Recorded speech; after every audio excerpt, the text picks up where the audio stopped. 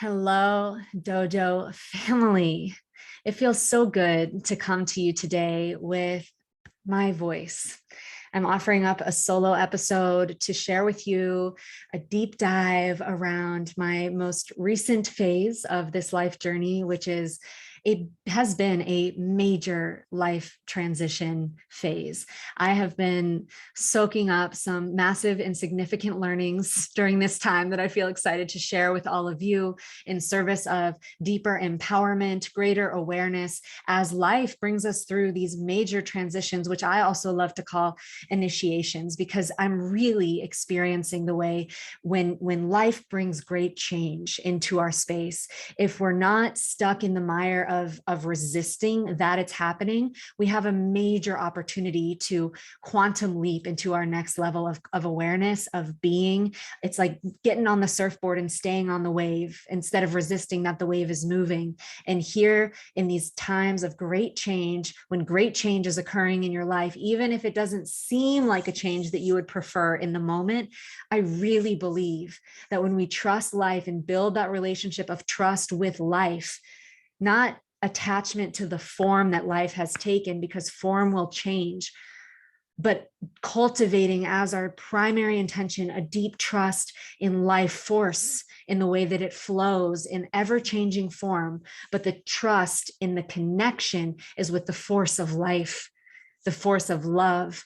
I really believe that we have an opportunity in the biggest times of change are the greatest opportunities for growth. And that's what my intention is in sharing this episode with all of you today. It's a vulnerable one. I, again, have been through a time of big change, big transition, heartbreak, shift, unexpected shift. And it's been about 2 months since a recent relationship ended. My most recent relationship ended. And so I finally feel I took about a month and a half off of recording the podcast to give myself time to really integrate and go inward. And I feel now that I'm finally integrated enough to share with you and bring forth some of the learnings that have come through for me. And so before I get too deep into it, I'd love to invite all of you to take a deep breath with me. And on the other side of that breath, I'm going to read a spoken word piece that I wrote that came through about a week after this most recent relationship ended. And I'll share a little bit of a deeper cut with you guys after the poem. But this poem is the beginnings of my deep receiving of the learnings that have been present. And I really pray that this message lands in the hearts of those who are calling for this medicine the most. So let's slow everything down here for just a moment and take one deep down belly breath all the way to the bottom of the belly. Inhale and hold it at the bottom. And exhale. And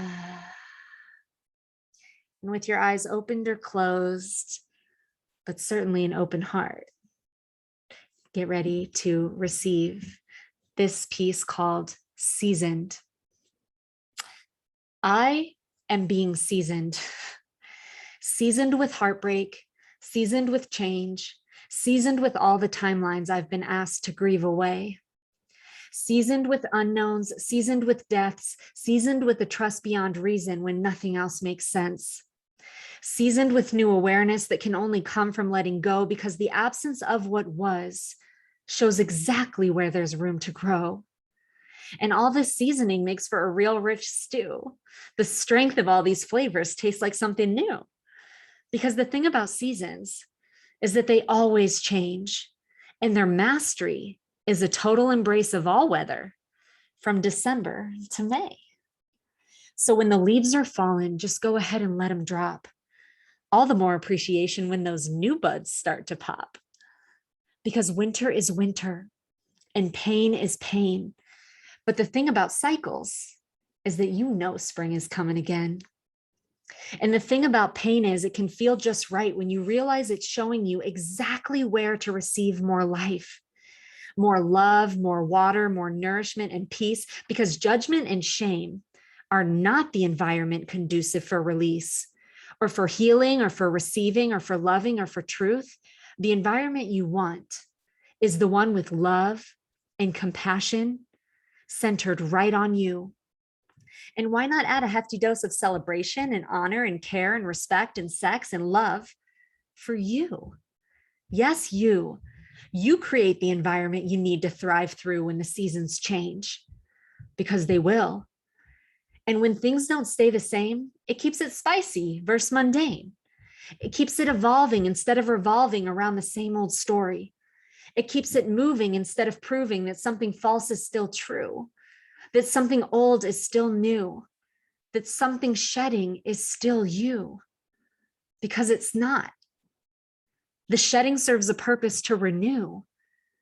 You don't see snakes trying to fit back in their old skin, and you don't see crabs standing by their old shells trying to figure out why they fell. You don't see butterflies stopping their soar, dragging their wings like caterpillars on the floor. So you might as well become an unfuckwithable force, a crab strolling without its shell, with some swagger, of course. A master of surrender, the first friend you'd phone when the tenderest of tender. Because through all this, I know if I squirm or tumble or fall, I'll be grateful after all for the seasoning of peppery winter and the seasoning of sweet spring, because the journey between married my strength to my unconditional loving. Yeah. Thank you for receiving that. So that piece came through just a couple of weeks after this most recent breakup. And as I shared, it's taken me about a month and a half to record this episode, a solo episode, because I knew that when I recorded a solo episode, the call would be to be transparent with all of you. That's what I stand for. That's what I stand for myself and all of my relations. That's what I stand for within the Dojo ecosystem of transformational arenas between all of the women. We bring transparency, we bring truth, and that's no different here on the Dojo podcast. And so I needed some time to really process the unexpected shift that had happened. I found myself in a new relationship just about a year, but a very deep one, where we were very much planning, our rest of our lives, looking for, just slightly, but very much talking about in the beginnings of looking for home together, talking about creating family together. My system was very much orienting towards the vision of life with this person. And I was calibrating my life creation, my actions in alignment with that. So the abrupt ending of that relationship was shocking to my entire nervous system and to my sense of it's something around trusting in love, like my sense in trusting in what I had made it up to be, trusting in my sense of what I thought that the relationship was, and then realizing that it wasn't what I had made it up to be. It wasn't what I thought that it was. It brought up a lot of shame for me. And so for a period of time in the initial release, I was experiencing shame. I was experiencing some self-judgment. I was experiencing regret, looking at, if only I could have done this differently or that differently. And one of the first learnings I really want to share with you guys is that I've really learned that the environment of shame, the environment of self-judgment, it is not conducive to healing. So if anything is going on in your life that is bringing up shame or self-judgment for you, and you're treating yourself with judgment, my encouragement would be, before you start trying to fix or change anything, I would address the way that you're holding yourself. Because one thing I know about myself, and I suspect is very true for you too, is that I am always coming from a place of doing my very, very best. I'm always coming from a place of innocence in my heart, in this good heart of mine. And so when we start from the like baseline knowing of our inherent goodness and our great intentions, we can kind of rewind all of the shame stories and the stories of judgment and regret that have us holding on to a timeline that is no more.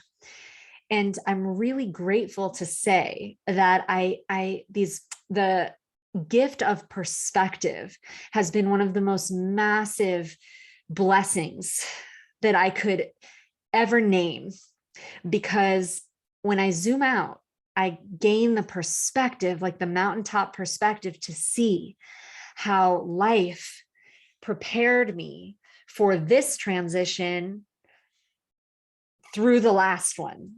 So if you've been following me for a while, I was in a nearly 4-year relationship with a man who I now consider family, Oren Harris. We actually released a podcast that Oren and I recorded in recent episodes. So I would highly recommend going to check out that episode to hear the whole story arc of my love with Oren and the way we transitioned our relationship and how we've held that love with so much care that it was able to evolve into its truest form, which is now being expressed in the form of family. And so that big relationship transition, which also was not easy, of course, I think heartbreak is one of the most challenging experiences of being a human, right? Like, geez, we spend so much energy avoiding the feeling of heartbreak, trying to strategize our way out of ever experiencing that. And, I think part of, if you're living life fully all out and loving fully all out, heartbreak is going to be a part of your life journey. Heartbreak indicates the magnitude with which you love, and life itself is always changing. The nature of it is impermanence. So whether it's through a natural transition in relationship that is the relationship in its old form has expired, or through death, we are going to have to face off with the experience of heartbreak. And I think it's important that we talk about it. I think it's important that we honor it for the major initiation that it is and the courage that it takes to consciously move yourself through heartbreak. So I went through a big one in that relationship with Oren. And at that time, I had no reference point. This was in April of 2021 was when Oren and I ended the relationship. And I had no reference point at that time for trusting life. So again, I'm bringing us back to the way with perspective, life prepared me. When I zoom out, I'm like, wow, I feel a stability in my being now going through this relationship transition with my most recent partner. When it comes to being in the unknown and trusting life, that I did not have just over a year and a half ago when Oren and I ended the relationship. So I was with Oren for nearly 4 years. We had a home together in the Palisades, built a beautiful community here in LA. And we found out our house was being sold, the relationship ended, and we both left LA all at once. So it was like everything in my known universe dissolved through my fingers all at once. And at that time, I was already facilitating the Dojo ecosystem of containers. And I recognized that as a liberation artist, the integrity of the work that I do, this was actually an initiation into a deeper integrity for me to hold what it is that I'm here to hold. And I had the opportunity to face off with a lot of my biggest fears and expand beyond a lot of those edges. And it was like leaping before I knew the net would be there. And I will tell you that net appeared. It appeared over and over and over again. And I built such a strong relationship with life during that time. And I'm experiencing the fruits of that now. So it's like this thing that's anchored and integrated that I didn't actually know that it was this anchored and integrated until the relationship with my most recent partner ended. So after Oren and I broke up, there was about 3 months that I was single and going through that process of heartbreak, which relative to a 4-year arc of relationship really isn't very long. But we were very thorough. I really felt like Oren and I left it all out on the field. And so there was a true completion there. But again, not to say the heartbreak portal wasn't challenging. So I went through that with a deep integrity. And again, you can hear a lot more about it in the episode with Oren. And it was right at the tail end of that 3 months, I met my most recent partner, David, and he and I had been, we went deep fast. We went deep fast. And I actually want to speak to that as one of the learnings here, because what I realized is that in service of longevity, when something is truly meant to go the distance, I'm learning that there's no rush. I'm learning that there's no rush. And by witnessing a pattern in myself of meeting this man who I truly loved and love, right? We fell into that love very quickly and we moved very quickly. And there's something around like forging deep, deep roots and letting those roots really set that lends itself to longevity, I do believe. And so I'm just noticing the correlation between a really quick fall in love, dive right in onset, which felt amazing. And also it like kind of activated a part of me that went into some like hypervisionary states, and like the love was so big and so fast and came on so strong that we both felt that this was a love that would last for life, and we were giving ourselves to that timeline, and we were having deep conversations around building home together and creating family together and living into that timeline.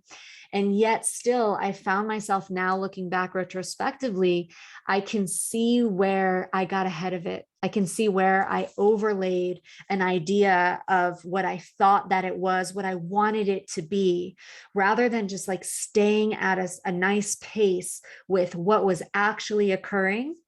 And I noticed that when any of us who have a similar pattern, it's easy to do when a love comes on so hot, heavy, and strong, to get really excited and then get ahead of it a little bit, which can overlay a bit of a fantasy on it, which we both participated in, right? We were both in the wow of this incredible love in those early, first 6 months.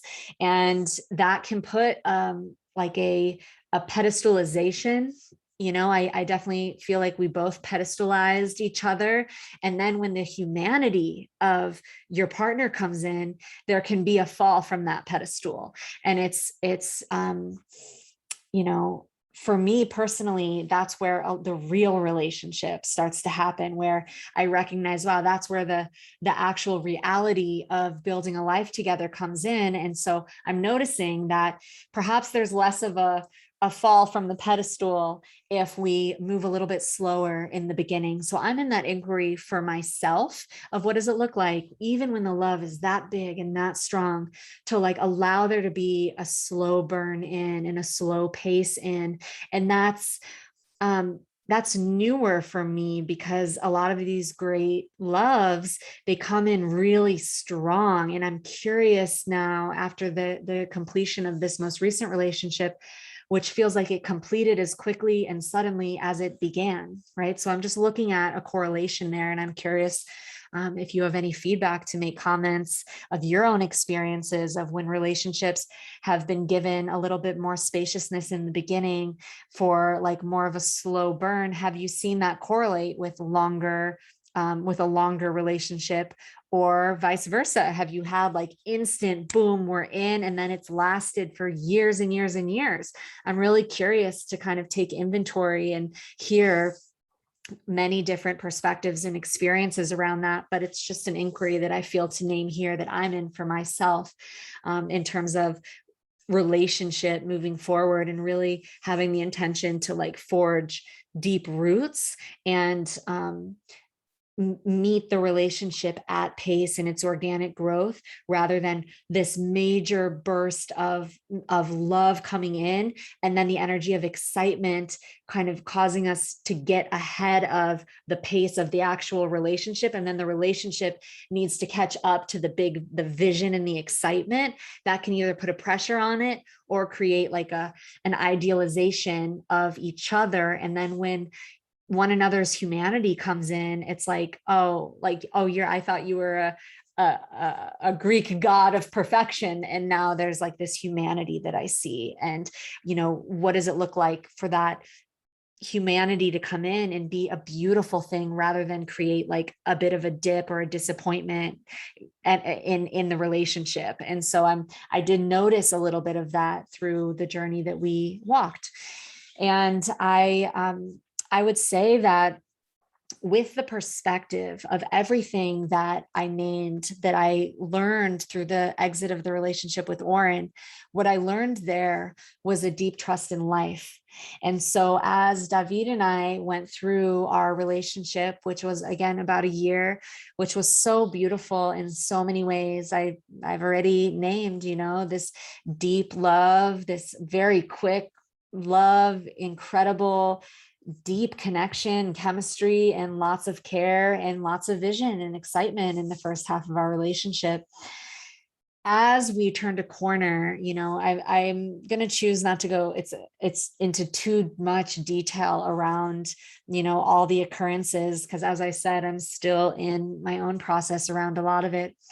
But what I will say is that there was a discovery of a misalignment in terms of our dharmic orientations, in terms of our purpose and our belief systems, like our systems of belief actually started to feel incongruent.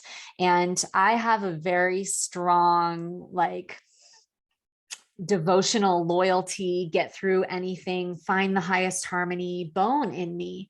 And that can be like an incredible gift. And it can also be an Achilles heel, where it might override, it might cause me, my devotional, loyal, energetic might cause me to override a deeper knowing when something is starting to feel like it's actually no longer fully in alignment. And that awareness that it wasn't fully in alignment started to make itself known towards the end of our relationship. And David was courageous in his willingness to stop overriding that awareness inside of himself that ultimately mirrored the one inside of me that I just wasn't ready to bring forth. And so the ending of the relationship felt sudden to me, and it felt like it took time for me to fully accept that the completion was real. Like I had resistance. I had a period of time where I wasn't able to fully accept it. And I had to kind of let the hope let it fully exhaust itself and take the space that I really needed to fully accept, and then allow the part of me that matches and mirrors that knowing surface and really own it for myself. And so it's now I can record this episode because I feel like I'm in a place where I can receive fully that knowing within myself. And what I've witnessed now through this transition, one big piece has been noticing the way that I placed so much value on the form that love was taking, the form that love was being expressed through. So often in our lives, there's, attachments and dependencies that we create with a particular form that is present in our life, right? So the form of my best friend being present in my life, the form of my tribe and my community, the form of my romantic partner, the form of my family member, the form of my animal, all of these forms reflect to us a certain degree of love and care and nurturance. And then we either subconsciously or semi-consciously make that mean that I'm worthy of love and nourishment and care because the form of my partner, the form of my best friends, the form of my community, the form of my dog, the form of my home, the form of everything that makes me feel safe and mirrors to me that I am love and that I am loved and that I am safe. Those forms are here and present. And so then we become attached and dependent to these particular forms that reflect to us our worth.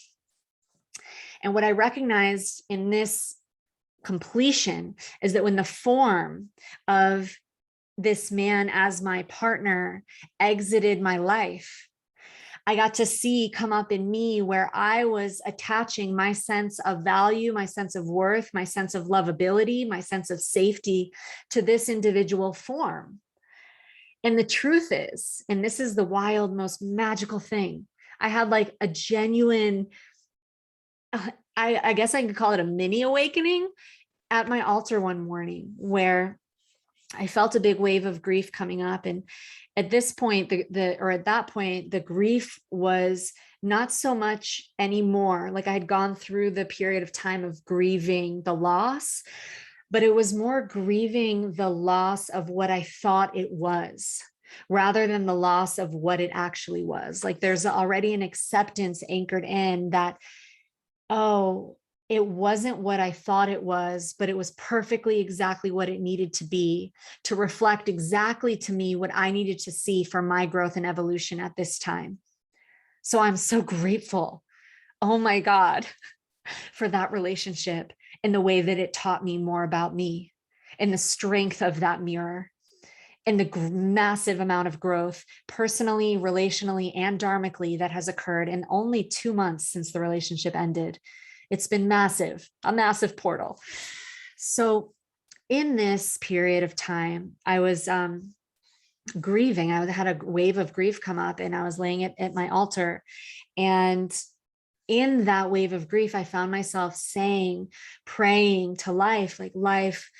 And by the way, the altar I'm praying at is the altar that I've added my items to, but this home space I'm staying in is owned by two of my dearest friends who are traveling in Europe. And they happen to be, I'm putting that in quotes because again, I'm affirming the way synchronicity in life, I feel like I've gained this deep trust in life support as love. That came through the gift of the big relationship completion before this most recent one, with Oren, when I left, our house was sold and left LA and went into the total unknown and the relationship ended. And it was just this deep journey all of last year of witnessing the way life just continues to show up. So I want to name that because it's relevant here. So I found myself the day that I was meant to, so my prior partner and I broke up. It was sudden. I was meant to go to Israel with him. And it turned out the day after we ended the relationship, I came to my dear friend's house here and they told me that the day I was supposed to go to Israel was the day they were leaving for 3 months. And the opportunity to stay in their place for 3 months just boom, just opened wide up. So life really instantly will show up in support when we're really truly surrendered and listening and not trying to control or in resistance. In the absence of control or resistance, life will always be there, always. So in that context, here I am being held in the home of family. That's an expression of love, grieving at my altar and saying, life, like to praying to life, to spirit, like, please show me love, like in my life that is stable, that is unwavering. I want to know a love that is unwavering. And my system was like scanning the field, scanning for this idea of an unwavering love in the form of a man that is my truest love, right?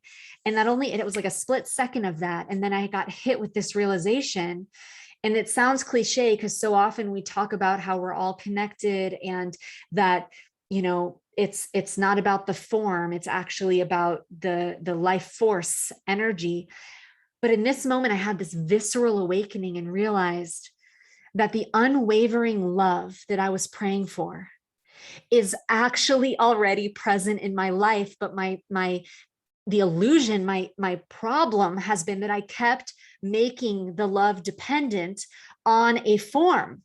I'm making it dependent on the love of my father, and then that wavering and that impacting me so much and making that mean something about me, making it dependent on the love of this man and that wavering and that impacting me and making that mean something about me. The love being dependent on the way friendships ebb and flow and change. And if they ebb and flow and change, seeing that attachment and that dependency and what I make it mean about me. And I got this big realization that the form of the love it's not dependent on the form. Love is not dependent on the form. Love in its most unwavering offering is already present in my life. And as I have that realization, a beautiful song came on my ceremony playlist that has like 150 songs on it, that is being sung by one of my dear friends, Kathleen, who's in a group called Lady. I highly recommend you check them out. And this song is called Rise, I believe. And Kathleen and we met again out of the unknown space when the year before, when I was in the total unknown and had left the relationship with Oren, and she and I developed a really deep bond, and she's shown up as such a dear ally and sister in my life. She's also now one of the Dojo women, and we just weave in the most extraordinary ways. So there I am in this depth of emotion, in this prayer, having this awakening that, wow, I see the form of my ex-partner dissolving. I see the form of the idea of this friend or that friend or whatever dissolving. I see the form of any relationship in my life and any expectation I've placed on it to show up in an unwavering sort of way so that I know that I'm lovable and safe, just dissolving into the truth of the moment, which is this. There's a song that comes on one chance out of 150 that one of my closest sisters is singing the vibration of love all around me. I'm in the home of two dear friends who love me, and a metaphorical embrace by them. My dog, my best friend, is at my feet, just with me. There's an unmistakable consistency to the presence of love in my life. And the week leading up to that, as I shared with you, we had discovered that there's, really what seems to be a misalignment directionally in our purpose, in our dharma, and in our belief structures. And through the release of this relationship, I started to witness characters and teachers and allies and mentors and elders showing up in my life that are representative of a confirmation, an affirmation, an encouragement, like a push forward for me in the direction of my dharma. And I got to see that where the part of me that is so loyal and devoted would hold on to a relationship that is almost with an extraordinary human, but it's not in full alignment for life partnership, it doesn't seem, would have me actually compromise in even subtle ways my true north purpose and following that in a way that is authentic and real and fully supported. I have an incredible sister and teacher who is a incredible relationship Jedi. Her name is Annie Lala. I encourage you to check her out as well. And she shared something that I thought was so powerful at a retreat that we were attending. And she said, in partnership, you know that this is the correct partner for you if they were to write a manifesto, a vision for you and for your life, that they would write that manifesto and that vision even more powerfully than you could write for yourself. They believe in you more than you can even believe in yourself. They see you beyond where you could even see yourself. And it's central from my perspective, and I really receive that for myself, that my natural partner will believe in me and what it is that I'm here for more than I can believe in me and what I'm here for. And if there's a fundamental mismatch in belief structure, it just can't happen that way. And so while it feels there's a lot of sadness around that, because the love that we shared is true and the love that we shared is real, I'm actually seeing, and gosh, the part of me that's so loyal and devoted never wanted to actually believe this, but love itself may not actually be enough if the compatibility isn't there. And it's like, I'm even as I'm saying that, I barely want to believe it, because I really, the like little girl in me, and maybe the woman too, wants to believe that love is always enough. And I am here to share with you some of my learnings. And part of that is I am really sitting with, for myself, how important compatibility in purpose, it doesn't have to be the same purpose, but just momentum and directionality, like the river stream is going in the same direction, so that the life momentum and the life trajectory and the mutual belief structures and the paradigm that you're in together is shared, is mutual. And that does feel really important. So I'm learning to prioritize that more for myself.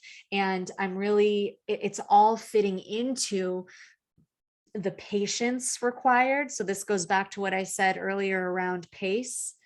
And the patience I'm finding is able to blossom more fully when I'm operating in the awareness, not just the concept, but the awareness that love, my lovability, the love that flows through me, is being reflected in the multitude of many forms that life takes to mirror that worth and that value and that safety and that lovability. It's present everywhere. It's present everywhere if you just slow down enough to look. This last 2 years has been a careful case study for me around life force energy and my relationship to it.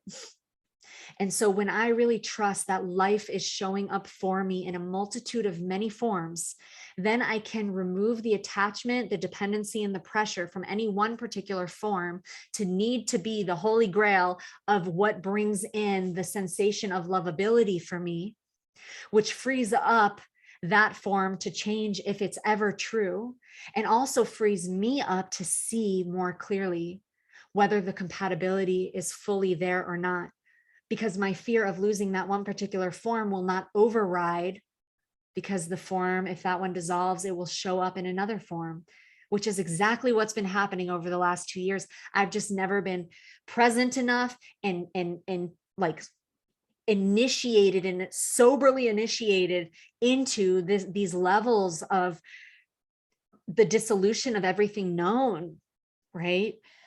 To be able to see this. And so I'm like really receiving now how perfect this has all been. It's like, that's where the perspective comes in, where I really can see that I feel more clear on my dharma. I feel more supported on my dharma. I feel more acknowledged and affirmed dharmically, purpose wise, like of why I'm here, through the women in my group containers and the entire dojo ecosystem, through mentors and teachers that have come in, through the way life is showing up for me, through various invitations that have come in, that all feel like life saying, yes, freedom is here, and this is the way, just follow the way. It's effortless when the listening is present. It's effortless to just take the next step when the listening and willingness and true surrender is present. And so I'm very grateful for the litmus test that this last couple years has been. And it has been scary. It has been very painful at times, but it's felt true. And it feels like it's very much contributing to my why for being here on the planet at this time. And I really pray that something in this transmission that I've brought today it is valuable to you, and that you find it to be supportive in your own life as you're continuing to unfurl into more liberation and more clarity and more love. And I'm sitting at the leading edge of, I have no idea what's going to happen next. That's where I'm at right now. You know, I'm here at my dear friend's place for the next, month or so. And then after that, there's some incredible trips that are happening.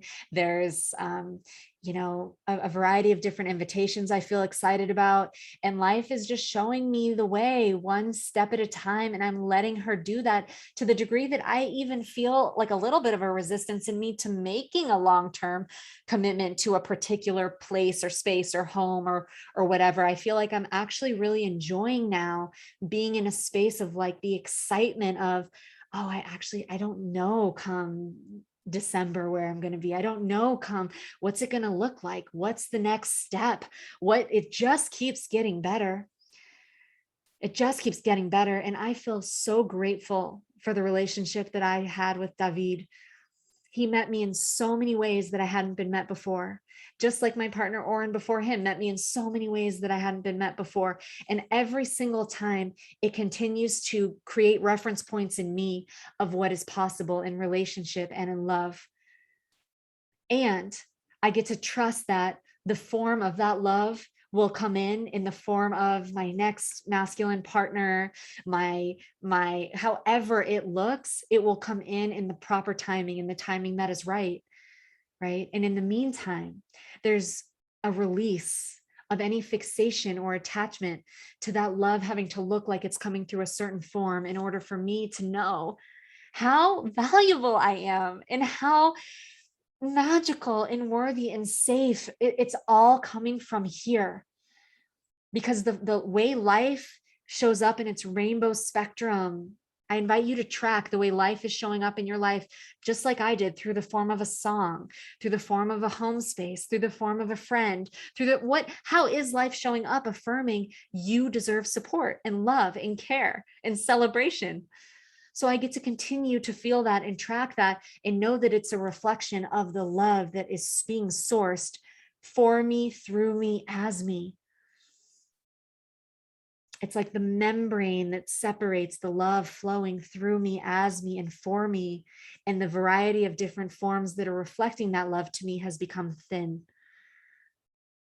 So I feel a deeper connection with all of life. I feel the perfection of both of these relationship transitions over the last couple of years, and the way I've been being initiated into the maturation that is being asked of me.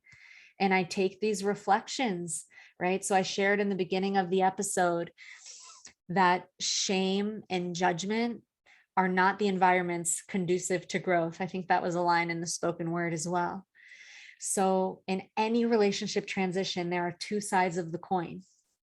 We will mirror one another in terms of our attachment patterns and material that's coming up into the light to be evolved, to be seen and loved and healed.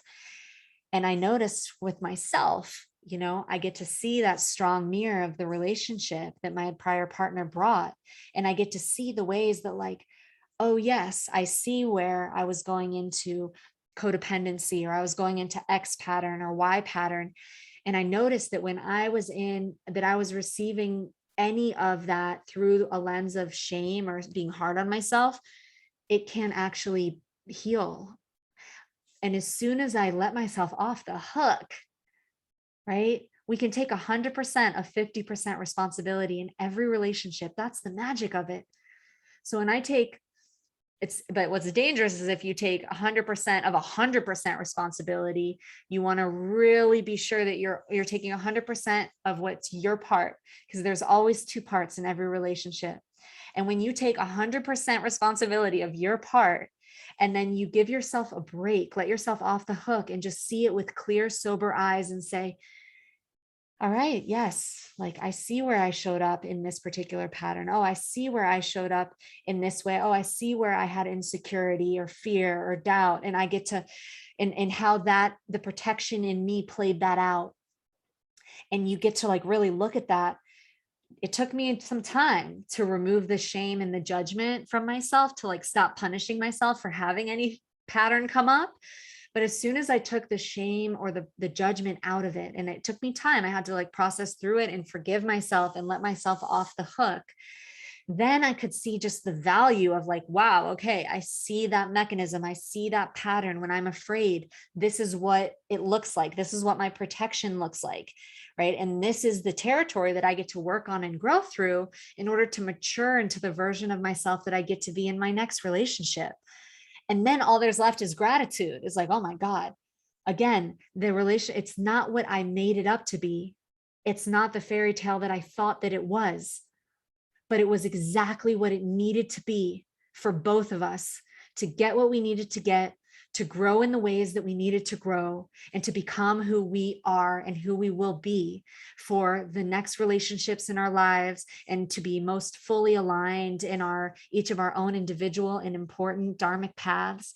And then from here, as the tethers fully release and that which the form that was goes through its full death, I really trust that just like with Oren and I, the form of the love, whatever was true in the love on the other side of death is always the truth. Whatever was true in the love will evolve. It will just change form. It's energy. It can't be created or destroyed, only changed in form. The love will change in form to a different form that is not romantic. And so I really trust that that form will evolve organically and naturally into something that is so beautiful and an expression of the love that David and I shared. So there's so much learning. There's so much learning through all relationship, whether it's through romantic relationship, friendship, family, familiar relationships. And we play major characters in each other's lives to activate profound quantum expansion. And that's what I'm experiencing amidst tenderness, amidst the natural waves that come with any, great love seeming to be lost, even though, like I just described, it will evolve into its truest expression, I trust, right? It just needs space to let it fully release, and then it can. But I really trust that these relationships are the key in so many ways to our freedom, because they mirror to us oftentimes the things we don't want to see. And when we're brave enough to look, like really look, not look with a bat and be hard on ourselves, but like look with grace and gentleness, and perhaps receive support from a friend or a guide or a teacher, right? To really see ourselves more clearly. We get to grow with grace. And it's such a gift to have relationships that help us grow in our lives. And so that's where I'm at, my loves. I hope this transmission was supportive to you. If it was, I would love to hear from you. Please leave a review in iTunes. It really helps the show reach more lives. And I'm so grateful for your deep listening and the time spent together today. And I'm so excited to see you next time.